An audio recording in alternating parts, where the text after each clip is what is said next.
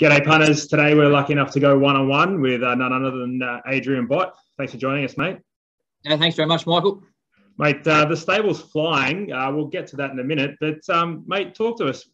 Obviously, co-trainer Gay Waterhouse. Mate, what a character. How's it working? How's it like working with Gay? Oh, look, she's unbelievable. Like I'm in such an unfortunate position, you know. Like she's one of the most, I guess, powerful figures in Australian racing. She's had the upbringing, behind sort of one of the most successful trainers in history here, in her father, TJ Smith. So he established Tulloch Lodge, and she went on, in parts to sort of nearly better his record. And I guess I've been very fortunate to be able to work alongside her and try and sort of carry that legacy on, and sort of get an insight into sort of what those great minds, what it took to prepare these horses to be winning good races. Like I thoroughly enjoy that and wanted to set out to understand that, and as I said, to sort of land on my feet here and sort of get that inside knowledge. I certainly probably wouldn't be here without that help or guidance. That's for sure. Oh, that's outstanding. And you guys have about 250 horses. I think you're saying about 150 odd in work at the moment. Gee, I tell you what, you'll be pretty busy with that. How do you handle the workload there, mate?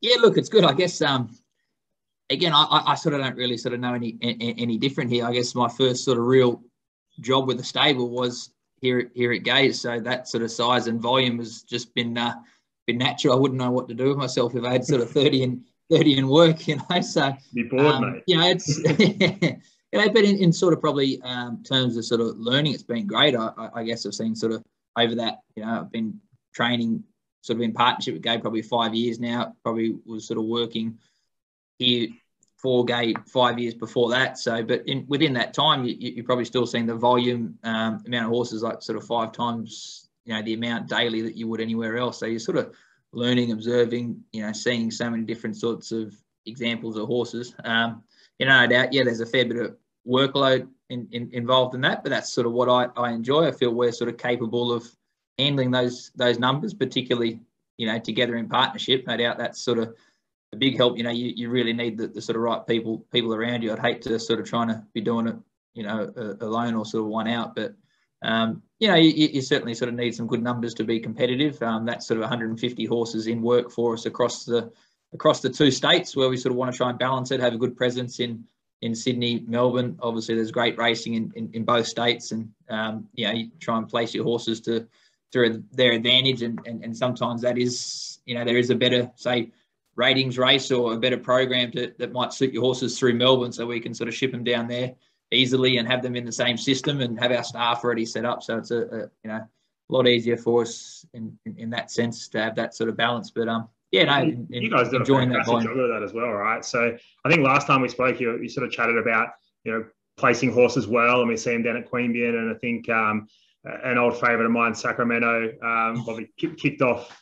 We'll get to that a bit later. Kicked off broke its maiden down there, I think, and went on to bigger and better things. And so you've done a great job with that. Is it something the stable is going to continue to do more of? Yeah, I love doing that.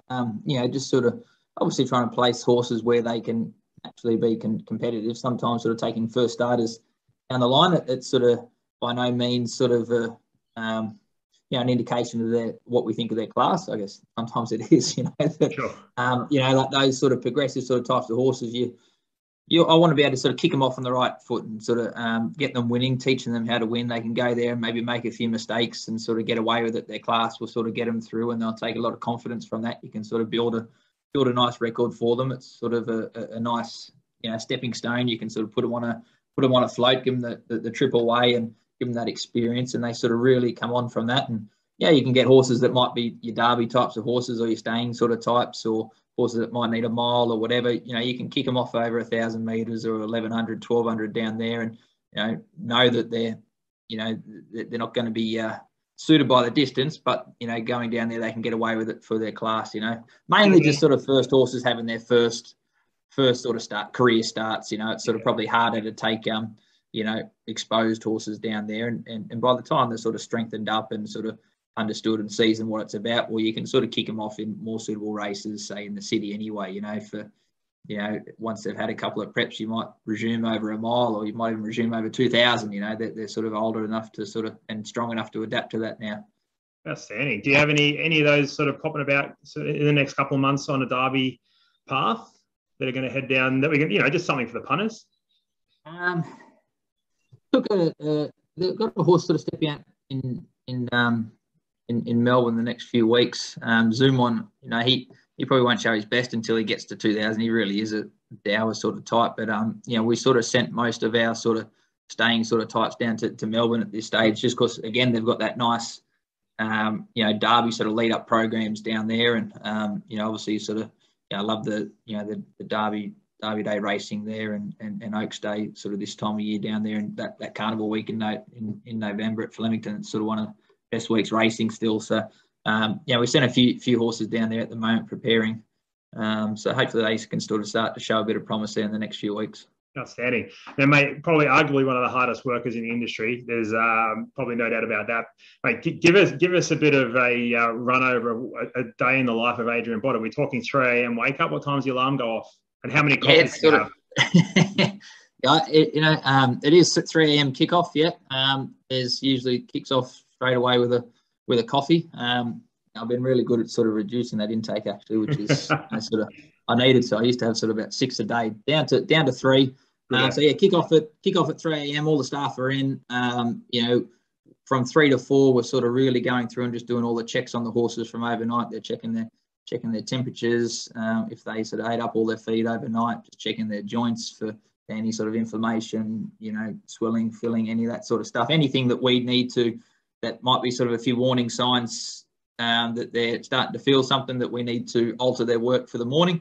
Everything going well, we'll push on. Things we need to sort of just give them a rest for the morning or change their program or change their set lists or whatever we need to do, we'll make those adjustments sort of between 3 and 4 in the morning. So for me, that's sort of going around and trying to touch base with all the different managers and foremen that we've got in all those different places. We might have, say, 6 different barns here in Sydney and, the ones down in Melbourne. So we've got to go through all the horses and make sure everything's all right. They all sort of have their everything sort of all very systematic the morning, but first lots will go out and have their warm-up and aim to have our first horses on the track at 4 a.m. Then I'll be sort of at the tower in the middle of Randwick there from 4 a.m. through to about 8:30, and that's just sort of where I want to see every single one of those 150 horses visually and go through their individual work. So that might be their slow work mornings, their gallop mornings, everything. So that's a pretty full on and pretty intense sort of part of the morning, just in terms of your sort of concentration. Once we sort of come off the track there, sort of quickly do any sort of trot ups or just check over horses following their morning's work, go through, do the acceptances and nominations and everything sort of between 9 and 10 a.m. This is where I sort of last few weeks I've been sort of really good, or last few months in getting a routine now. From 10 to 12, I made sure I'd sort of get away from the office now, go to a bit of exercise or something just to sort of really clear my head, because I just sort of found myself at time getting a bit stale or sluggish or, just sort of, whether a bit of starting to feel burnt out or whatever. I thought it was really important to sort of really have that balance. So, it's really been helping me sort of focus on everything and just clear my mind of whatever stresses. 12 o'clock, we're back in. Afternoon stables, 12 to 2:30. So they're getting out, all the horses are getting out again. They're getting their afternoon exercise, whether we're having them on the treadmills, taking them down to the pool, or just sort of out doing a bit of walking. Go try and assess the horses, look at their condition, look at what sort of diet changes we need to make, what sort of work changes we need to make to their programs. And, we'll sort of put all that into context. And in the afternoon, from sort of about 3 o'clock onwards till about 6 o'clock, I'm just sort of pretty much reworking the work list for the next day. So all the set lists, what riders will be working, what horses, what works they'll be doing, and just sort of basically looking over their programs and how the following day is going to work. Gee whiz, mate, the life of a horse racing trainer, not all glitz and glamour, is it? Look, I love it. That's sort of what I've always like. That's the sort of stuff that makes me tick. Sort of looking at those horses and looking at their programs, or how am I going to place this, or what have we got this horse set for? What's this horse's program going to look like, or how am I going to develop this? What type of work? And when you start to see the horses sort of progressing through and kicking those goals that you set out for them, obviously it's sort of very rewarding. Obviously there's sort of probably plenty of sort of athletes sort of follow similar sorts of paths. So when I see, those horses achieving what we've set out for them and the results on the track, that's sort of the satisfying part, what keeps us sort of ticking. That's outstanding, mate. So head to Newcastle on Friday. I think they got the Gold Cup up there. What do you got up there, mate? Couple going around in that? Yeah, if you're nominated in the Cup, we've got Takamuchi Hush Rider nominated. Probably just set on the one. Takamuchi might run on Saturday in the Kingston Town. I'll probably look to run Hush Rider there. He is first up over 2,300 metres. So, look, that might seem, a bit of an ask, but he's had three solid trials. He's Japanese bred type of horse, and he's sort of probably not really effective anything under 2,000 metres anyway. So, just poured the work into him. So he should be ready to roll first up. A bit of a sight on Taunton, just thinking in the Cameron. Yeah, probably leave on Taunton again to the Kingston Town on Saturdays. Probably just looking for the 2,000 metres. That you may find the 1,500 a bit sharp. Just Thinking will probably run in there. Again, another one that's sort of first up over the 1,500 metres, but he's had 3 pretty solid trials to sort of give him a real good hit out. His latest one was good, and really seen a good change in his work, because he was sort of just a bit going through the motions there for the first couple of trials, but he looks really switched on now. So hopefully he'll run a good race. I think he ran second in it last year. He ran a pretty good race. So he ran a strange. I still can't work out his results last year. He jumped and looked under pressure the whole way. On the point of the turn, it looked like he was going to run dead last, and then all of a sudden he picked up and had a crack and run second. So I can't work it out. But anyway, he's been a bit like that this prep. So hopefully he wants to put in this Friday. Yeah, good stuff, mate. And as we head to round week on Saturday, we've got the George Main Stakes. So Reed Eaney and Shout the Bar nominated there. Are they both going to go around? Both will. Shout the Bar is still sort of probably working towards her peak fitness and her main goal. I'd love to sort of get her down to a race sort of like the Empire Rose down over the Carnival. She won it last year, so that'll be her main goal. So she may find them, this weight for age level against those open class horses, she may find them a bit tough, but I thought her first up run was very good.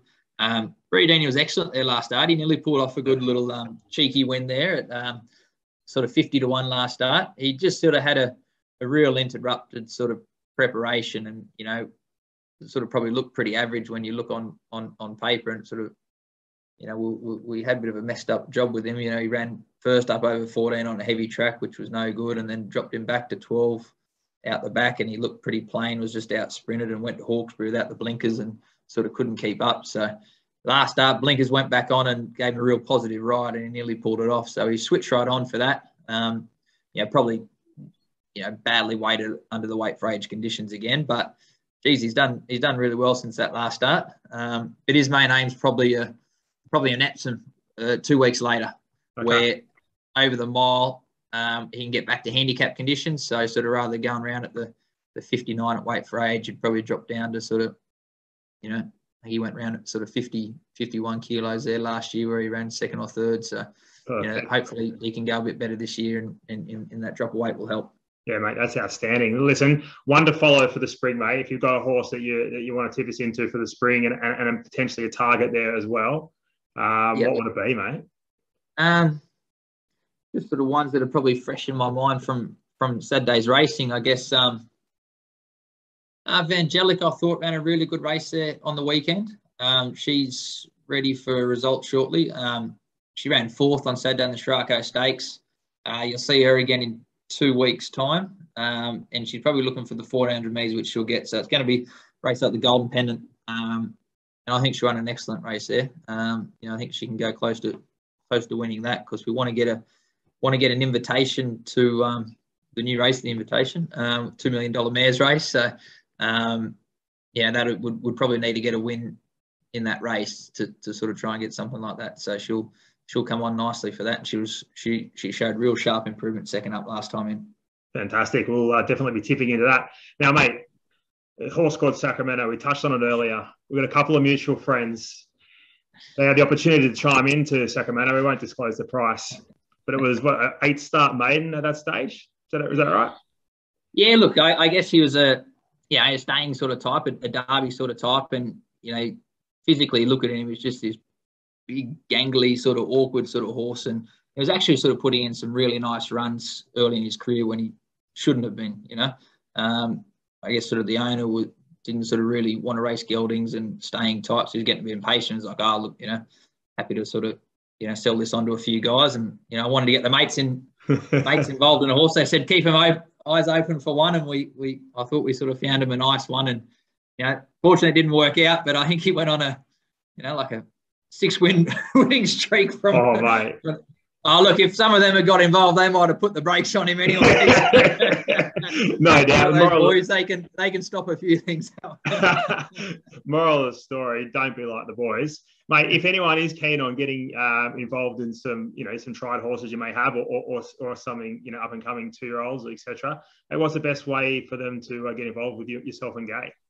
Yeah, look, jump on the website. Just get in touch. Our bloodstock manager, sales sort of director, Claudia Miller, she's on there to point in any direction. My contact details are on there on the website as well. So feel free to give us a call, email, anything like that.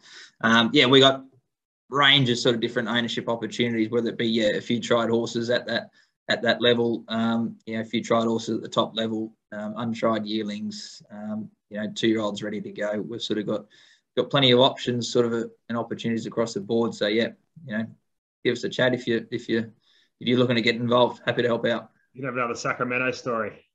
Yeah. No, look, there's plenty of them. Don't worry, they do happen. All right. I'll look forward to chiming into one soon with you, mate. Look, thank you so much for your time, buddy. It's always a pleasure chatting with you, mate. I appreciate it, Michael. Thanks very much. Awesome. Thanks, buddy.